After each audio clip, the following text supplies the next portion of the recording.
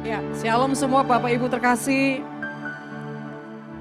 Terima kasih buat dukungan doanya selama 3 minggu ini. Terima kasih juga buat jemaat yang setia. Yang kurang setia saya tidak tahu ya. Oke, saudara terkasih dalam nama Tuhan. Pagi hari ini kita akan berbicara, kita akan membahas tentang mengenali siapa kita. Karena banyak orang seringkali tidak mengenali, bahkan tidak menyadari siapa dirinya. Sehingga dia tidak bisa mempunyai pengejaran apa yang Tuhan sudah tetapkan dalam hidupnya. Nah, saudara terkasih, dan banyak juga orang yang meremehkan hidupnya karena menganggap ya hidup ini cuma dilewati saja, tidak perlu menjadi orang yang memprioritaskan sesuatu yang dimana itu menentukan segala sesuatu dalam hidupnya. Kita akan sama-sama buka dalam Yeremia pasal yang pertama. Yeremia pasal pertama ayat yang kelima dikatakan, demikian firman Tuhan, sebelum aku membentuk engkau dalam rahim ibumu, aku telah mengenal engkau. Dan sebelum engkau keluar dari kandungan, aku telah menguduskan engkau. Aku telah menetapkan engkau. Ya, saudara, engkau menjadi nabi bagi bangsa-bangsa. Saudara perhatikan dikatakan bahwa sebelum aku membentuk engkau dalam rahim ibumu, aku telah mengenal engkau. Saudara percaya enggak kalau kita sebelum kita dilahirkan Tuhan sudah mengenal kita? Amin. Aminnya yang jelas, jangan tidak jelas ya. Jadi kalau amin itu berarti paham, aku lahir ke dunia ini bukan untuk jadi sampah. Tapi jadi sesuatu yang berharga, yang mulia, bahkan hidupku itu sangat punya makna yang sangat luar biasa. Nah, saudara terkasih, dikatakan aku telah mengenal engkau dan sebelum engkau keluar dari kandungan, aku telah menguduskan engkau. Saudara dan saya itu dikenal Tuhan. Berarti sebelum Tuhan mengizinkan kita lahir di dunia, dia sudah merancangkan sesuatu yang luar biasa. Yang kedua, dia menguduskan. Apa arti menguduskan? Dia memisahkan kita dari orang-orang yang tidak mengenal Tuhan. Terlepas apapun latar belakang saudara. Saya dulu adalah orang yang tidak mengenal Tuhan. Saya bukan yang dilahirkan cerot langsung jadi Kristen, tidak. Usia 17 tahun baru saya mengenal Tuhan. Dan saya sangat mempercayai ayat ini, saudara. Dikatakan aku menguduskan engkau, artinya Tuhan membawa engkau ditarik, diasingkan.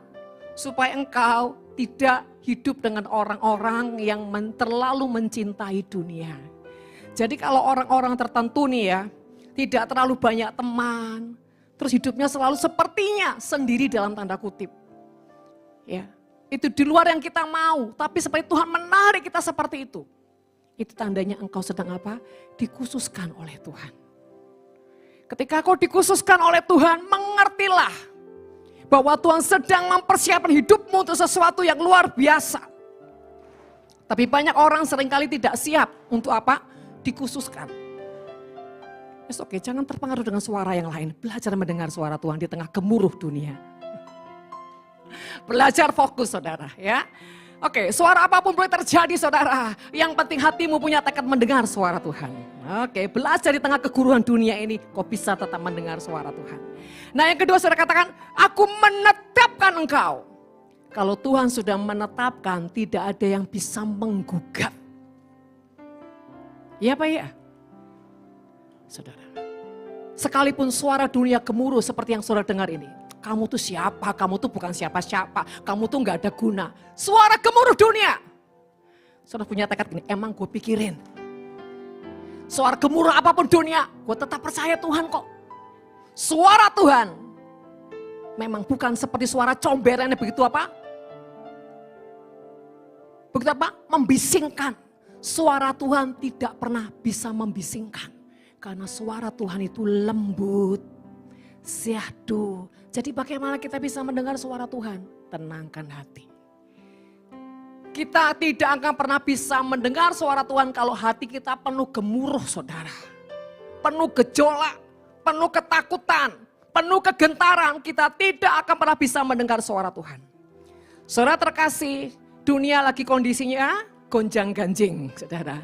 Apalagi sedang terjadi peperangan. Di mana? Ya, saudara, kita semua tahu. Saudara terkasih, peperangan itu sebetulnya menjadi warning buat setiap anak-anak Tuhan. Sepertinya Tuhan bilang gini, nah ini loh realita. Dunia lagi digoncang. Iblis seperti singa yang mengaum-ngaum mencari mangsa yang bisa apa? Ditelannya. Artinya hidupmu tuh jangan terlalu santai dan tidak mengejar Tuhan. Tapi bukan juga berarti ketakutan. Selama hidupmu mencari Tuhan dengan sungguh-sungguh, kegoncangan apapun di dunia, percayalah tidak akan berpengaruh atas hidupmu. Karena apa? Hatimu, hidupmu hanya bersandar kepada apa kata Tuhan. Nah saudara, kenyataannya realita yang kita hadapi saat ini tidak sesimpel yang kita dengar, apa ya? Iya. Kecuali orang yang hatinya teguh di dalam Tuhan. Nah saudara terkasih, sebetulnya kondisi keadaan, mau peperangan, mau apapun itu sebetulnya adalah alarm buat kita. Bukan buat kita ketakutan, tapi memperingatkan kita, sudahkah kita menjadi orang yang tinggal di dalam Tuhan? Kalau kita tinggal dalam Tuhan, maka kita aman, saudara. Tapi kalau kita bermain-main, Tuhan dan hantu, nggak jelas, nah itu nggak ada jaminan. Saya selalu bilang gini, kemanapun saudara ya, orang mau menyampaikan ketakutan apapun, saya selalu ngomong, kita anak Tuhan itu harus beda. Kita nggak perlu ketakutan. Kita hanya boleh satu takutnya, takut akan Tuhan. Bapak Ibu terkasih, kembali lagi, kita sadar kita ada di dunia ini untuk sebuah rencana Tuhan. Kembali kepada blueprintnya Tuhan. Kembali apa yang Tuhan sudah tetapkan. Adanya kita di dunia itu sebuah rencana Tuhan yang besar. Yang kedua, kita sadar kita ini dikuduskan, dikhususkan. Buktinya apa? Saya susah sekali Bu untuk bermain-main dengan orang-orang di luar Tuhan atau berpesta pora atau orang yang jadi liar. Setiap kali ada niatan, setiap kali saya seperti ada yang menarik saya. Saudara pernah gak ngalamin kayak gitu? Misalkan Kristanti, dia lihat Instagram, wih teman-temanku kok happy banget ya. Wah, hohohehe. Kayaknya enak dan bergabung sama mereka. Aku coba mau telepon. Di mana mereka, aku mau nebeng gitu loh. Setiap kali niatnya muncul dan setiap kali actionnya mulai muncul, saudara. Tuhan merekayasa, hei Kristanti, aku tarik kau. Betul katanya. Dan sekali ditarik Tuhan bilang, Tuhan selalu aku ini dipingit. Kan COVID sudah selesai. Saudara terkasih, kalau hidupmu selalu mengalami karantina dalam tanda kutip.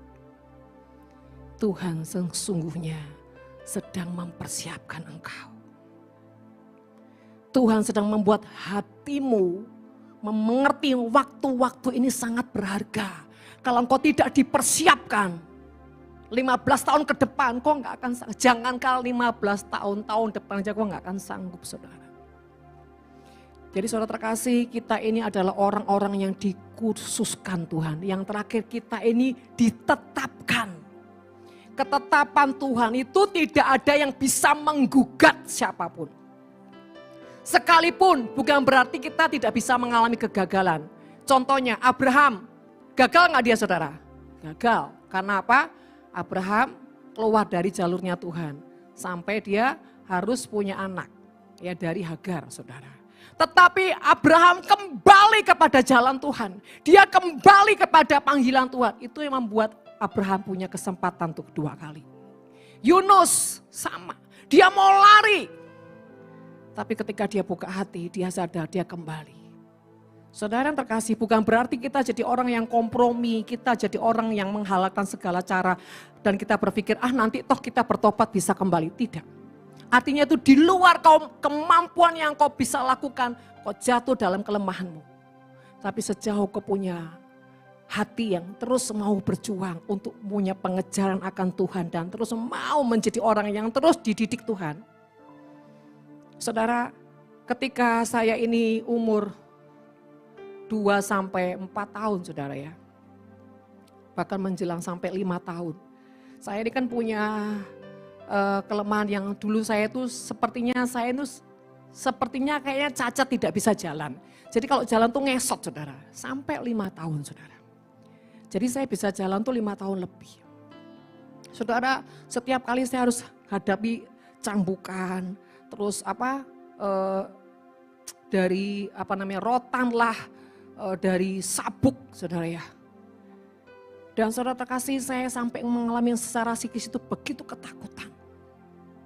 Dan saudara terkasih, berjalan waktu dan setelah saya tiba-tiba saya bisa berdiri, bisa jalan dan seperti anak normal sudah berjalan waktu. Pertumbuhan itu karena ada luka ya, sehingga saya bertumbuh dengan luka, maka ada dendam-dendam yang membuat saya itu punya sesuatu yang terselubung. Nah saudara terkasih, dan ketika saudara saya berjumpa dengan Tuhan usia 17 tahun, semua dendam yang saya kandung itu ketika berjumpa dengan Tuhan, perjumpaan itu mengubah dendam saya menjadi kasih. Dan saudara terkasih, untuk melewati sebuah proses bagaimana kita semua ini kan dilahirkan dari kutuk, keturunan demi keturunan. Ketika kita terima Tuhan, memang kita terima keselamatan. Tapi jangan pernah lupa, firman Tuhan berkata, kerjakan keselamatanmu. Artinya diselamatkan saja belum cukup, tapi ada sesuatu yang kau kerjakan. Kerjakan keselamatanmu. Saudara terkasih, usia 17 tahun saya itu tidak mudah jatuh bangun. Artinya jatuh bangun itu saya kan orangnya emosian ya. Terus gak sabaran saudara ya. Sampai tahap saya menikah. Sudah punya anak 1, tetap gak sabaran. Tapi satu kali saya pernah yang namanya putus asa. Tuhan, saya ini gak bisa sabar Tuhan. Tuhan bilang apa saudara? Kamu gak perlu putus asa. Sejauh kamu mau berjuang, sejauh kamu punya tekad percaya, aku akan merekayasa apapun yang kau tidak lemah, aku sanggup memulihkan. Nah, saudara terkasih, dan di situ saya lihat campur tangan Tuhan. Mengubahkan saya yang tidak sabar, yang pemarah, yang emosian, yang apa. Tuhan gantikan semuanya. Saudara terkasih, masihkah engkau percaya bahwa tahun ini gerbang-gerbang dibukakan buat hidupmu? Gerbang kemurahan, gerbang kelimpahan, pemulihan, pertobatan. Apapun itu, breakthrough saudara. Gerbang itu akan terbuka. Dan bagaimana cara gerbang itu terbuka? Gerbang bicara pintu bicara hati kita. Kita nggak akan pernah bisa menang kalau hati kita selalu bawa duri, bawa kemarahan, bahkan bawa trauma, ketakutan, kecewa, semua yang sampai yang mengerikan. Itu nggak akan pernah bisa membuka gerbang itu terbuka. Tuhan mau memastikan hati kita menjadi wadah, menjadi pintu yang siap terbuka dengan hal-hal yang ilahi. Artinya apapun saudara. Jangan melihat ke belakang. Proses boleh terjadi, kelemahan kita boleh ada. Tetapi satu hal, kita hidup karena firman Tuhan. Bukan hidup karena keadaan kita. Keadaan kita mungkin hari ini cuma pas-pasan. Tapi firman Tuhan bilang, jangan pernah berhenti untuk percaya. Karena orang yang terus tetap percaya, terus melangkah dan setia. Satu kali, suddenly pintu akan terbuka. Saudara, kita nggak pernah tahu. Artinya jangan pernah berhenti untuk berjuang. Jangan putus asa, ini belum finish. Pegang firman Tuhan, pegang janji Tuhan. Yang penting kau terus membuat hatimu terus dibereskan, dibersihkan. Jangan ada apapun di luar kebenaran Tuhan. Itu kau bawa kemana-mana. Saudara, saya akan saksi sedikit. Waktu saya di Amerika dalam 3 minggu itu, saudara, secara manusia saya tidak mudah. Karena apa saudara sekasih, dalam 3 minggu itu saya harus ikutin banyak hal yang bukan kebiasaan saya. Saya harus berbahasanya juga saya nggak bisa berbahasa Inggris karena saya ngerti cuma yes no. dan no understand, saudara. Sehingga ketika harus menginjil, saudara, ke mereka, dalam hati Tuhan tolong aku. Kau tahu Inggrisku cuma yes, no, no understand, I love you, you love me. Tapi saudara, sepertinya Tuhan gak mau tahu. Jadi saudara ketika melayani orang-orang yang sayang tidak mengerti bahasanya. Apa yang saya lakukan saudara? Berjalan dalam ketaatan, awalnya saya berbahasa roh dan berharap lidah saya keselio bisa berbahasa Inggris. Kan gitu saudara. Kan iman tuh harus nekat kadang-kadang ya. Tapi ini benar-benar terjadi saudara. Ya, ketika Tuhan saya berbahasa roh, saya menyembah dan tiba-tiba keluarlah sebuah bahasa Inggris yang saya sendiri gak ngerti saya ngomong apa. Dan saudara, orang yang didoakan ini nangis. Dia tanya, kenapa kamu mengerti? Dan itu saya tahu, saudara, kenapa? Hikmat Tuhan. Kenapa kau tahu keadaanku? I know. Dan dia nangis-nangis saudara. Dan di situ saya mengerti. Tuhan bilang gini, orang yang melangkah dengan percaya tidak akan dipermalukan. Dan saudara terkasih itu bukan terjadi satu kali saudara. Ya, terus saya bilang gini, Tuhan tolong lidah yang keselio ini jangan dikembalikan ya. Saudara terkasih, tapi bagaimana saya bisa memenangkan semua itu? Saudara pertama adalah sikap respon hati. Kalau kita terima didikan Tuhan, respon hati kita harus yang benar. Jangan lihat keadaan, jangan terpatok dengan kondisi. Gak mungkin Tuhan, gak bisa. Saudara jangan sekali-kali menolak apa yang Tuhan mau kita berjalan dalam kemustahilan. Loh, gak semua toh? Jangan menolak ketika Tuhan mengutusmu berjalan dalam kemustahilan. Justru di situ Tuhan akan menyatakan siapa dia. Kalau kau berjalan dengan sesuatu yang sudah kau mengerti dan aman, itu tidak perlu Tuhan. Bahkan saudara tahu, ketika saya di sana, Tuhan tantang saya menabur sekian ratus kayak orang kaya saudara. Saya bilang Tuhan, ini masih ada 2 minggu. Tuhan cuma ngelirik saya. Kamu kasihkan uang atau aku perintir kumis gitu ya. Kira-kira begitu saudara. Tuhan lihat saya dan seperti tatapannya itu membuat jangan banyak tanya. Begitu saudara. Saudara, saya keluarkan beberapa ratus $, dan saya mulai tabur. Saya bilang gini, 5 roti 2 ikan. Tapi Tuhan marah. Tuhan saya memperkatakan firman, kenapa kau marah? Karena ketika kau memperkatakan hatimu menyertai ketakutanmu. Palsu kata Tuhan gitu. Palsu saudara. Dan Roh Kudus bilang gini, banyak doa orang-orang palsu di sini. Bilang percaya yes, tapi apa ya, apa ya. Langsung saya pemberesan Tuhan ampuni saya. Saudara terkasih ketika saya bilang ampuni saya Tuhan. Saudara apakah ketika saya bilang ampuni itu selesai? Oh belum, 1 jam kemudian Tuhan bilang tanya gini, berapa ratus $, lagi? Atau berapa ribu lagi di dompetmu? Waduh Tuhan, ini ada ujian kedua saudara. Saya langsung bilang gini sama Tuhan, Tuhan saya buka dompet saya bilang, lihatlah sendiri Tuhan. Artinya gini, kau mau semua silahkan. Kalau sama Tuhan gak usah tanggung-tanggung saudara. Mau 500 hari ini, mau 1000 hari ini, saya bilang silahkan Tuhan. Tuhan bilang apa? Gimana kalau dihabiskan? Silahkan. Padahal masih 2 minggu saudara.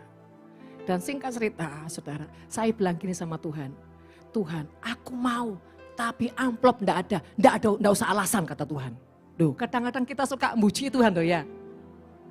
Ngibuli loh ya, manipulasi loh ya. Aku mau Tuhan, tapi gimana ini? Amplop enggak ada. Tuhan bilang gini, kamu enggak usah manipulasi. Loh, tidak manipulasi Tuhan. Di mana aku cari amplop? Tuhan bilang, di mana hatimu nak? Oh iya. Dan ketika saya diam, Roh Kudus bilang, coba lirik ke kiri. Ternyata ada amplop saudara. Entah amplopnya siapa, saya enggak tahu. Itu penyediaan Tuhan. Roh Kudus bilang gini, kalau amplop aja disediakan berarti uangnya ada. Oh iya, langsung saya keluarin, saya masukin. Enggak pakai ngomong, saudara, langsung saya masukin. Saudara terkasih, iblis bilang gini, masih 2 minggu. Saya bilang sama iblis, 3 bulan pun enggak masalah. Kita harus tegas dengan suara-suara seperti itu, saudara. Dan puji nama Tuhan, saya enggak mikir gini, terus kapan mau ganteni Tuhan? Enggak, saudara. Saya ngalir aja, lusa, tiba-tiba saya dapat tugas pelayan di sebuah gereja. Ada ibu tua tunduk-tunduk datang. Indonesia, iya AI, Indonesia. Dalam hati, jangan ngomong banyak-banyak ya, aku enggak bisa ngomong nanti. Ternyata AI ini orang Medan. Dia ajak saya duduk ngobrol, saudara. Dan saudara, dia bilang gini, jangan rame-rame. Kenapa AI? Semalam saya suruh siapin 3.000 untuk kamu. Saya bilang, kenapa enggak bilang dari tadi? Saudara terkasih, perjalanan saya ke Amerika, benar-benar saya melihat pelipat gandaan berkat. Tuhan suruh saya nabur di sana, nabur di sini. Saya sama sekali enggak takut, saudara. Bahkan saudara, di hari terakhir, H-2, Tuhan bilang gini, kamu enggak pengen pergi ke outlet. Ngapain Tuhan? Belanja. Saya sih enggak terlalu suka, saudara. Mungkin tuh kalau siapa ya, kira-kira Cik Lili gitu, wah pasti gitu, saudara. Saya cuman diam, saya menyadari keberadaan, tapi Roh Kudus bilang, kan Tuhan yang suruh. Oke. Dan singkat cerita, ada teman-teman yang bilang, ayo Bu, jangan di kamar terus, doa terus, nanti terlalu kudus, nggak nginjak bumi, katanya gitu. Oke, saya ikutin mereka, saudara. Setelah itu, saudara, saya ikutin mereka dan Tuhan bilang gini, coba kamu keliling tuh, lihat sepatu bagus. Ini yang saya pakai. Agak norak ya, saudara. Enggak apa-apa, saudara ya. Terkasih, saya cuma, tapi benar, saya tuh enggak ada keinginan. Saya cuma, udahlah Tuhan enggak usah. Terus Tuhan tuh tunjukin sesuatu. Terus bilang, saya kok enggak terlalu selera Tuhan. Deketin dulu, saudara. Kalau ada orang yang dingototin Tuhan, ya saya ini, saudara. Terus saya bilang ini, coba lihat, puterin 1 kali. Saya udah puterin 1 kali, saya tetap lihat kayaknya enggak tertarik, saudara. Saya duduk lagi. Tuhan bilang gini, coba amati lagi. Dalam hati ini kok ngotot ya Tuhan ini ya. Akhirnya saudara dengan panas-panas saya bangun dan ada seorang ibu yang dari India pegang dan saya, tapi saya, kok dalam hati saya, wah kesempatan. Saya bilang, oke.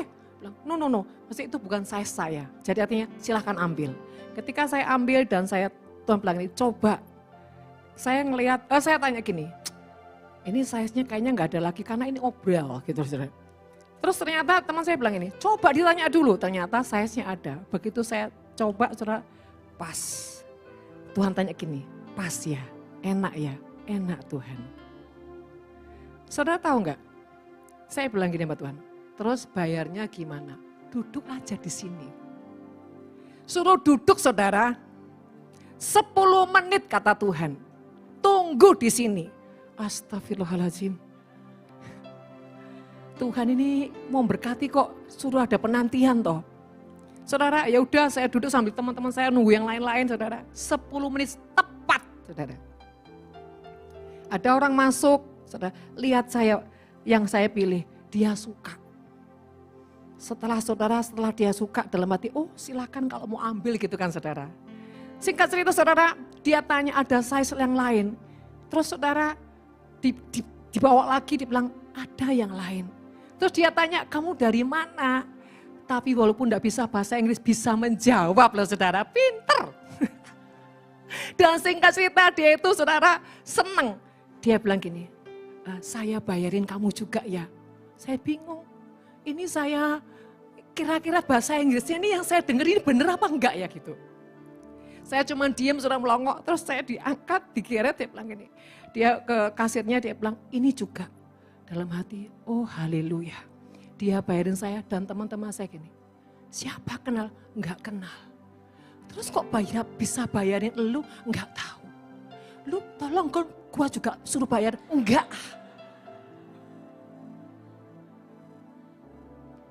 Saudara terkasih, saya seringkali mengalami kemustahilan. Yang mustahil jadi tidak mustahil. Saudara, ini sepatu kedua, ada lagi sepatu yang pertama, saudara. Itu loh Tuhan suka tahu dia kesukaan saya. Tapi proses waktu di Amerika banyak hal, saudara.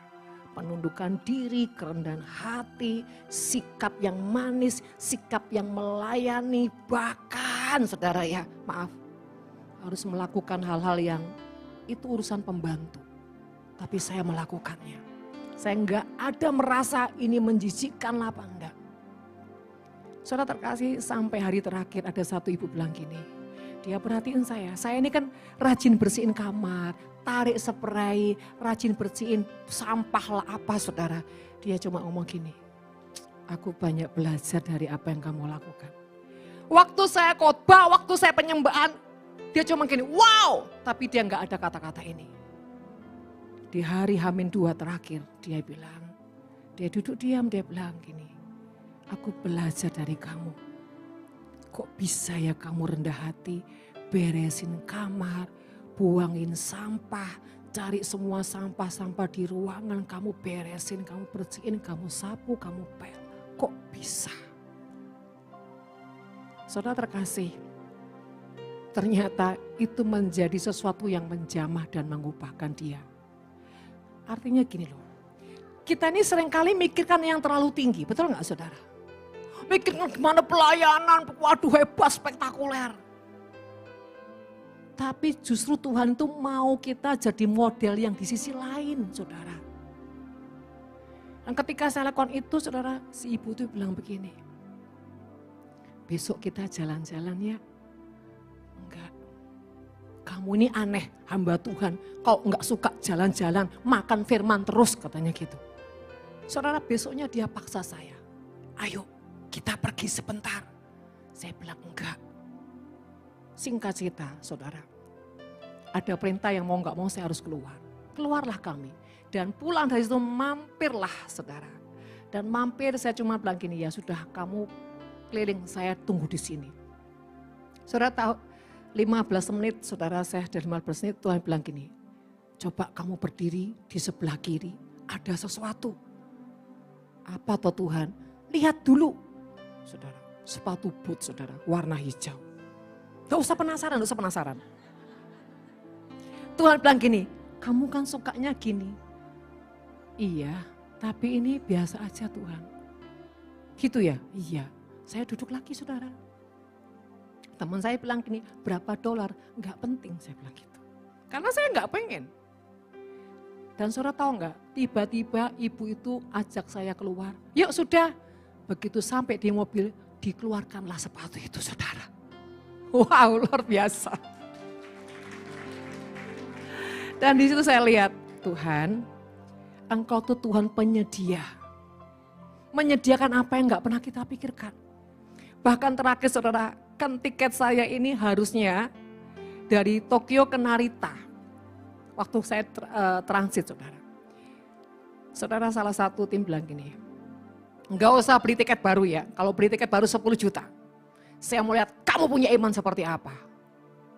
Saya sudah diam saudara. Karena kalau harus keluar dari bandara itu harus ada visa Jepang. Nah saya kan enggak ada visa. Waktu dari Francisco ke Tokyo, saudara, saya itu di pesawat cuma bilang gini, Tuhan, saya enggak mau ada kebocoran, saya enggak mau ada yang penundaan, saya enggak mau ada kebocoran, saya enggak mau ada yang tercecer. Aku percaya kalau Tuhan bawa saya ke sini, Tuhan yang tanggung jawab. Sudah saya diam, saudara tahu enggak? Perjalanan beberapa jam itu saya cuma dengar satu pujian. Yesus.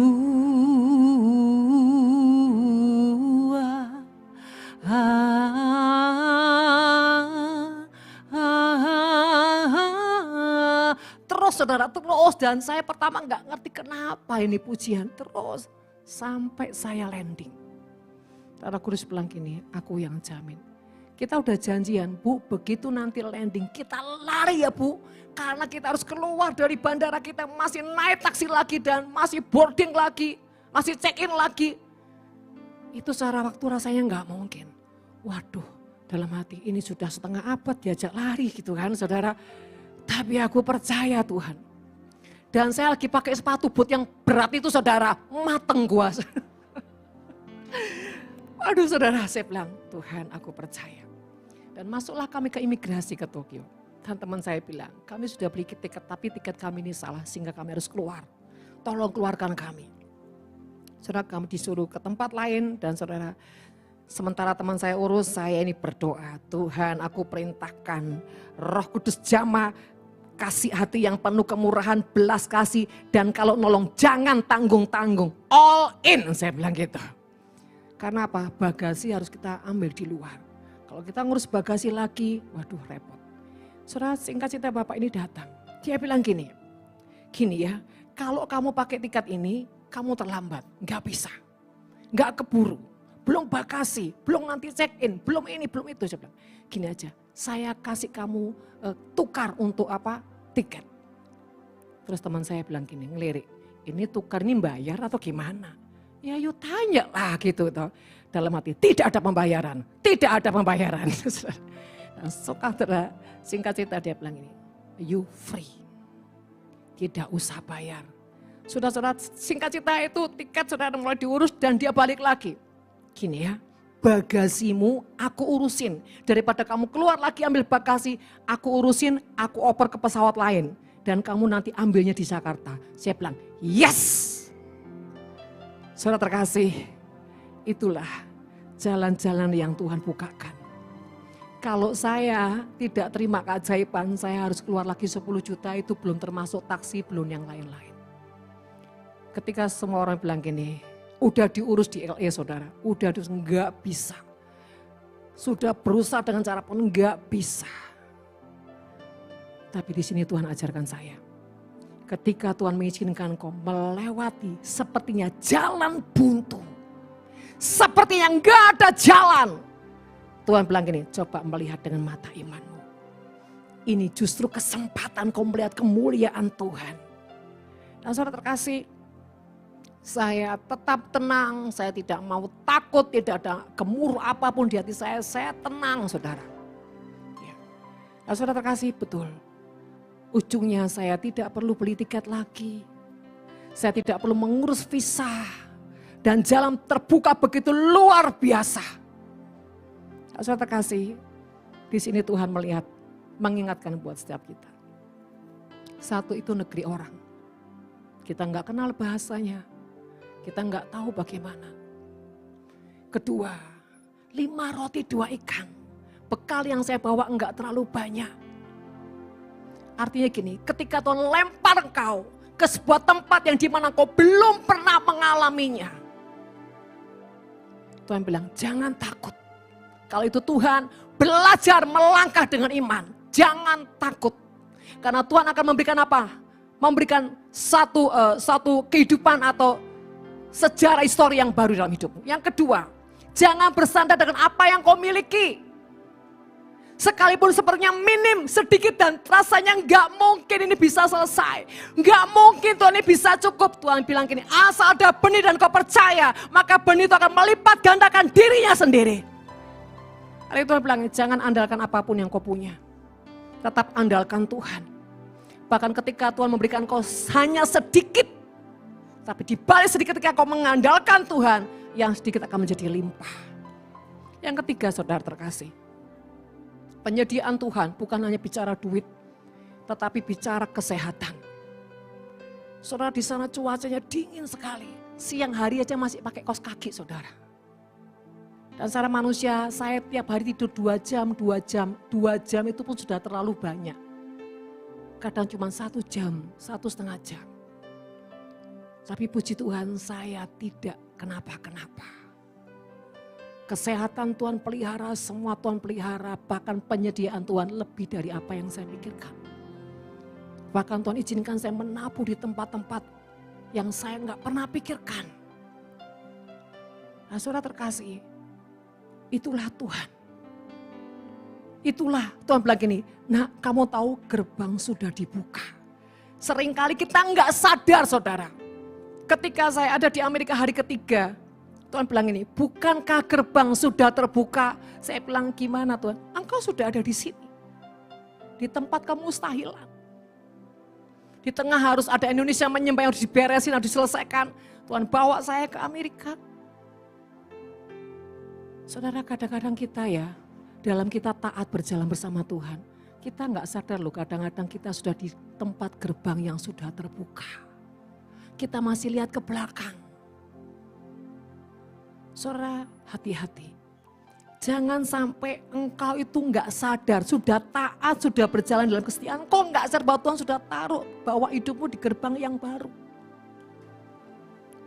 Dan saudara, terakhir, ada beberapa gereja yang bilang, Bu, nanti setelah ini kami undang ya Bu. Tapi itu nggak terlalu gimana lah buat saya. Kenapa saudara?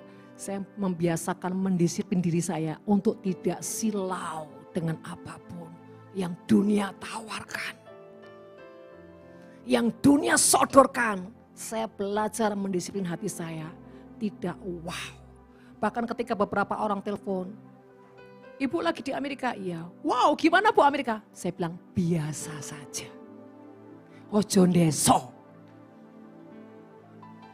Saya nggak suka orang deso. Biasa aja. Saudara, hati kita itu jangan kemana-mana. Saudara, lihat tas branded, semua branded saudara. Yang nawarin banyak, ayo Bu beli. Enggak. Saya enggak nyosop saudara. Oh iya yes, enggak. Malu, hamba Tuhan jangan nyerosop. Kesempatan loh Bu ini, kesempatan. Apa nih kesempatan? Bahkan gereja pun memberi persembahan. Saya bilang gini, sudah Pak, ini buat gereja. Kenapa? Kasihan saudara, gerejanya besar yang datang cuma 10 orang. Sudah Pak, berkati untuk di tempat ini. Bapaknya bilang apa? Jangan Bu, jangan lihat jumlah bilangan kami. Tolong ini diambil. Saya itu seperti kayak orang yang terima uang darah, gak tega. Di perjalanan saya ini cuma nangis, Tuhan. Saya kok gak tega ya Tuhan. Itu aduh, saudara saya bergumul, saya diam. Saudara di jalan tuh saya diam, saya doa Tuhan. Ini amplop buat siapa? Saya gak bilang ini, wah kesempatan ini ya. Enggak saudara, saya bawa Tuhan ini amplop buat siapa? Dan tiba-tiba pagi-pagi banget. Tuhan tuh bicara, nanti ya kamu akan keluar ke sini dan ketemu orang ini, berikan ini. Saya nggak kenal. Saya kasih saudara. Nah saudara terkasih, intinya gini pada pagi hari ini. Apapun yang kemarin-kemarin Tuhan sudah bicara, Tuhan janjikan, Tuhan bernubuat, apapun itu saudara. Tetap dipegang, jangan diabaikan. Jangan dilupakan dan jangan dianggap remeh. Mana buktinya, mana buktinya. Jangan seperti penagih hutang. Lakukan bagianmu dengan integritas. Jangan fokus kepada upah. Tapi punya hati yang setia. Hati yang sungguh-sungguh dengan Tuhan. Melakukan dengan segenap hati. Bahkan melakukan hal-hal yang lebih dari apa yang bisa kau pikirkan. Saudara terkasih. Kalau saya renungkan, saya pulang, justru kalau saya renungkan dengan apa yang saya bawa, itu 3-4 kali lipat saudara. Dengan apa yang saya terima. Dan saya lihat itu Tuhan. Yang terlebih adalah ketika saya pulang, itu harusnya saya harus beli tiket lagi 10 juta. Tapi Tuhan nyatakan kemuliaan, Tuhan buka jalan kemudahan. Sangat mudah. Kenapa saudara? Karena kita punya sikap yang tidak ketakutan. Dan Tuhan bilang gini, inilah jalan-jalan keajaiban yang aku bawa dalam hidupmu. Saudara, sepanjang saya juga di Amerika, saya kan juga kontrol yang di sini. Siapa yang setia, siapa yang tidak setia. Kenapa saudara? Buat saya setia itu penting. Bahkan di tengah kamu gak ada siapa-siapa.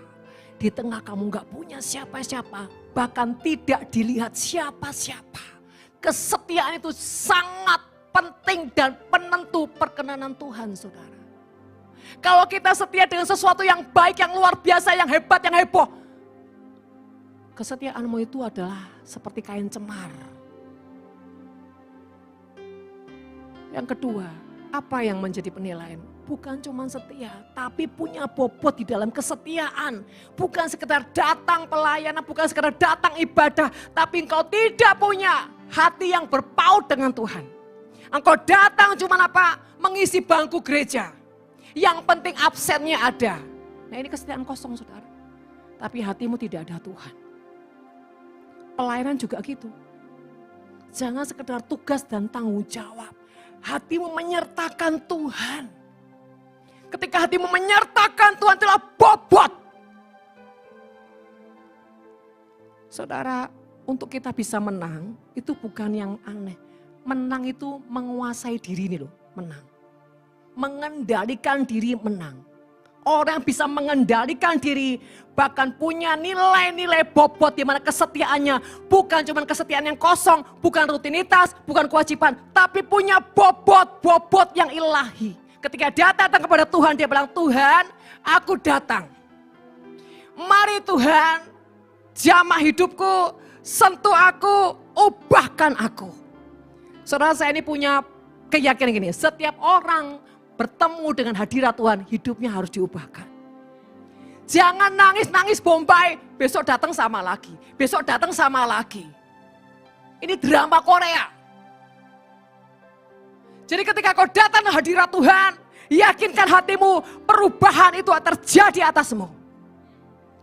Karena kita enggak berubah saudara, kita tetap hidup yang lama. Itu seperti kita menjadi anggur yang ada di kantong lama. Waktu saya ke Amerika, saya datangi tempat kebun anggur saudara. Dan di situ Tuhan menyaksikan gini, nak, lihat ini kebun anggur. Tuhan bicara apa? Bukankah hatimu ingin memiliki anggur yang baru? Saudara, apa sih anggur yang baru? Saya ini kan beberapa bulan ngomong gini sama Tuhan, Tuhan tolong upgrade hidupku. Bagaimana aku menjadi hamba yang berkenan kepadamu, aku mendapatkan hatimu lebih gitu ya. Terserah Tuhan caranya seperti apa. Saudara, ketika saya di kebun anggur itu saudara terkasih, Tuhan beri ilustrasi seperti ini. Nah, bagaimana wine, minuman itu ya, proses pemulanya itu adalah buah anggur. Itu mengalami pemerasan dan semalam saya lihat saudara, proses wine itu seperti apa. Zaman dulu anggur itu kalau mau jadi wine diinjek. Diinjek saudara. Sekarang udah zaman canggih, ada alatnya, ada mesinnya. Dan Tuhan bicara begini, kalau kau menjadi anggur yang bisa menyajikan di hadapan raja, hidupmu itu harus mencintai sebuah proses. Hidupmu mencintai sebuah didikan, diremukkan, dibentuk, diukir, dimurnikan. Bahkan di perapian. Apa itu perapian saudara? Keadaan yang gak enak. Tapi kita tetap berkata, ku bersyukur Bapa. Ku bersyukur Tuhan, buat kasih setiamu di dalam hidupku. Ku bersyukur. Pada saat saya ke Amerika, saya dengar di Surabaya, waduh begini, begitu, secara hati, secara nangis. Tuhan, Tuhan. Tapi saya memutuskan untuk saya nggak boleh terbawa larut dari keadaan. Saya memutuskan untuk percaya Tuhan. Saudara, ketika kita diizinkan Tuhan melewati lembah demi lembah, keadaan yang tidak mudah, keadaan yang menekan kita, bahkan sesuatu yang kita nggak bisa lihat dalam kegelapan. Apakah hati kita tetap percaya? Itulah sikap hati yang membawa engkau mengalami pintu gerbang yang terbuka. Coba kalau saya bersungut-sungut, duh kapan ya nggak selesai, kapan ya harinya kok nggak habis-habis. Saudara, saya akan pulang dengan kekalahan. Saudara terkasih, percayalah gerbang itu sudah terbuka. Kalau hatimu kau pastikan tidak lagi membawa kemarahan, kekecewaan, luka, bahkan ketidakpercayaanmu dengan Tuhan. Jangan membawa keraguanmu dengan Tuhan. Pastilah engkau masuk pada kemenangan itu. nanti-nantikanlah Tuhan dengan sikap yang benar. Dengan sikap bersyukur, setia. Yang ketiga, engkau dikuduskan, artinya engkau dikhususkan. Jangan hidup kompromi dengan apapun. Engkau sudah dikhususkan, engkau sudah diasingkan dari semua yang cemar, semua yang jahat. Jangan ada kompromi. Mari belajar punya ketetapan, aku percaya sama Tuhan. Jangan andalkan kekuatanmu. Saudara yang terkasih, bagaimana kita bisa mengalami satu revival? Revival bukan bicara KKR yang besar. Revival dimulai dari hati kita yang bangkit dan mengalami kemenangan. Hati yang membalikkan keadaan itu revival. Sekarang saya tanya, apakah hatimu revival, saudara? Hatimu sudah mengalami kemenangan atau terus masih ketakutan? Digerogoti dengan ketakutan, digerogoti dengan kekhawatiran, digerogoti dengan kebencian, kemarahan. Saudara, revival dimulai dari hati kita. Apakah kau menghadapi segala sesuatu kau berkata, tenanglah jiwaku. Dalam naungan sayapmu.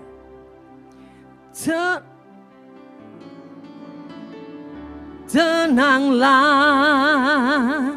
jiwaku. Dalam naungan sayapmu. Menembus awan kelabu, pandang kemuliaan-Mu. Stop. Apakah saat ini engkau sedang melewati awan kelabu, bicara kegelapan yang kau nggak bisa melihat apapun, sepertinya gelap, sepertinya mati, sepertinya nggak ada harapan. Tapi firman Tuhan berkata, tembus dengan imanmu. Tetap percaya. Tetap percaya. Bahkan jangan pernah berhenti bersyukur dan jangan pernah berhenti untuk menyembah Tuhan. Apapun keadaannya. Saudara yang terkasih, saya bicara, saya juga mengalami banyak yang digoncang, saudara. Tapi saya memutuskan untuk apa? Tetap tenang, setia, dan percaya, dan bersyukur. Nah, saudara terkasih, saya jujur, waktu saya di sana, saya banyak menyembah Tuhan. Saya habiskan waktu saya menyembah Tuhan ketika malam hari. Ketika semua sudah tidur, saya menyembah sampai pagi. Makanya saya juga jarang tidur di sana, saudara.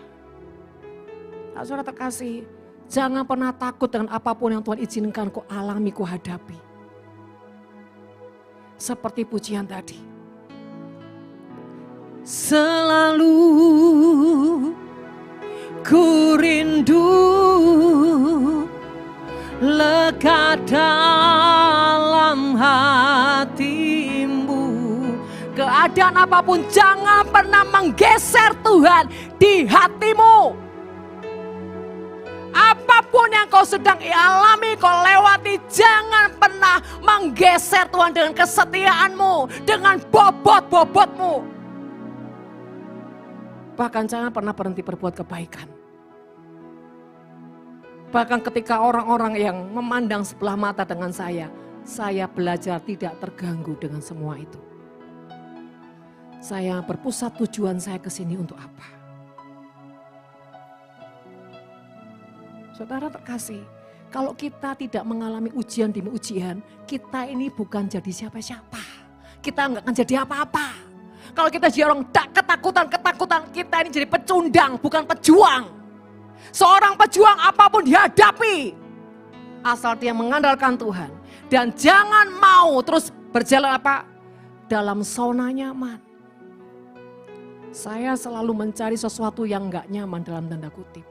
Kalau saya tahu saya lagi zona nyaman, saya akan keluar dari zona nyaman itu. Karena saya tahu zona nyaman membuat saya cacat. Membuat saya tidak punya pergerakan. Membuat saya tidak bisa melihat kemuliaan Tuhan. Jangan menyukai zona nyaman. Saudara terkasih, seorang pejuang, dia tidak menyukai zona nyaman. Nah, Bapak Ibu yang terkasih dalam nama Tuhan. Seberapa kau meyakini pintu-pintu gerbang Tuhan sedang terbuka hari-hari ini? Disitulah seperti ada magnet yang menarik di rohmu. Apa yang kau yakini, apa yang kau percayai itu akan terjadi. Setiap kali, setiap pagi saya belajar gini. Setiap pagi saya bilang, Tuhan kuduskan seluruh panca inderaku.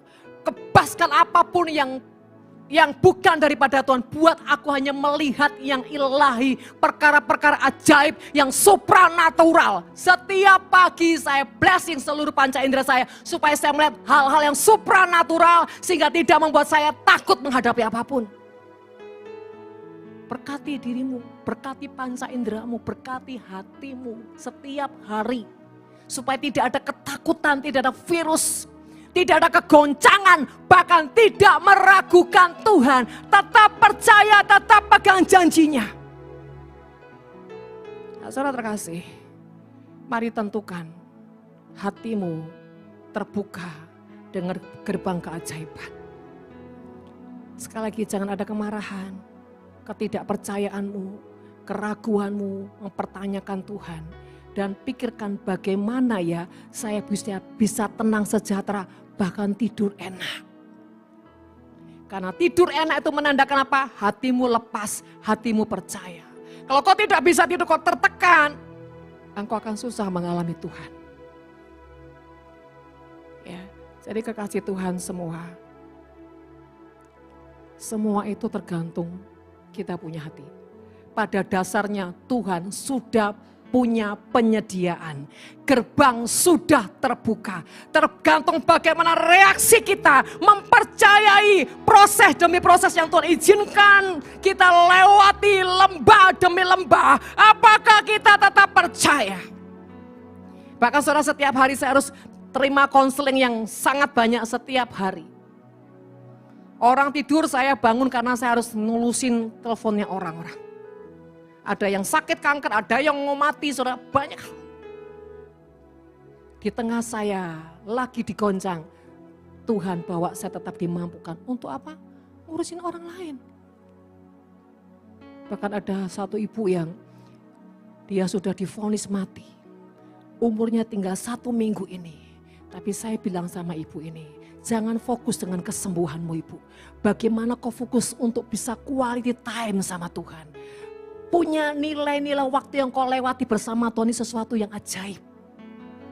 Dan saudara, hari ketiga tiba-tiba dia telepon, dia bilang gini, ibu sekarang saya enggak takut lagi menghadapi hidup saya. Saya enggak nunggu-nunggu mujizat. Saya menikmati Tuhan. All in, dia bilang setiap hari, pagi, malam, sore saya menikmati Tuhan. Saya bilang bagus. Saya terkasih, kalau dipikir-pikir ya, Tuhan ini kenapa sih seringkali izinkan ujian demi ujian kita lewati. Bahkan masa-masa yang rasanya enggak masuk akal gitu. Kenapa saudara? Cuma satu hal. Dia melatih manusia roh kita jadi kuat dan selalu bisa mengalami kemuliaan Tuhan. Ya. Jadi ingat, saudara dan saya ini adalah orang-orang yang sudah ditetapkan Tuhan. Ditetapkan untuk menang. Ditetapkan untuk masuk gerbang-gerbang keajaiban, gerbang-gerbang kelimpahan, gerbang-gerbang kebangkitan, pemulihan, bahkan keluarga-keluarga yang mengalami Tuhan. Amin saudara terkasih. Ya, mari jaga sikap hatimu hari-hari ini. Kalau apapun Tuhan izinkan terjadi, jangan marah. Jangan kecewa, jangan mempertanyakan Tuhan, tapi berkata Tuhan, aku percaya, aku bersyukur di balik semua yang susah, yang sulit, bahkan gak bisa aku pikirkan. Aku percaya di balik semua ini Tuhan, Engkau bawa aku melihat kemuliaan-Mu Tuhan. Amin saudara terkasih, mari jadi orang yang hatinya setia. Hatimu setia. Orang yang setia tidak akan dipermalukan Tuhan. Orang yang hatinya setia akan diperhitungkan Tuhan. Kedua, hatimu harus tulus. Mengikut Tuhan, mengiring Tuhan. Bukan karena upah, bukan karena berkat, bukan karena kesembuhan, bukan mujizat. Tapi karena kau sadar engkau sudah diselamatkan. Seperti pujian. Segala perkara dapat ku tangguh di dalam Dia yang memberi kekuatan. Yesus penolong dan amin. Apa keputusannya? Tetap percaya Tuhan. Sekali lagi katakan, segala perkara dapat ku tanggung. Yes, amin. Di dalam Dia yang memberi kekuatan, Yesus penolong dan sahabat. Bertekadlah tetap percaya Tuhan setia. Saudara sekasih, kalau hidupmu diperhadapkan dengan segala perkara, berarti engkau itu punya sesuatu yang besar, sesuatu yang dahsyat. Amin. Tuhan gak kasih kamu masalah 1, 2 loh. Mungkin 2, 3, 4, 5. Berarti apa? Tuhan sudah mempersiapkan engkau menjadi orang yang cakap menanggungnya. Dan engkau diberikan kemenangan demi kemenangan. Amen. Jangan bilang gini, Tuhan aku capek dengan semua ini. Waduh Tuhan ini Tuhan. Jangan menolak apapun yang Tuhan izinkan. Di balik apa yang manusia bilang, wah mati ini, wah kandas ini. Di situ Tuhan katakan, kesempatan aku menyatakan kemuliaan.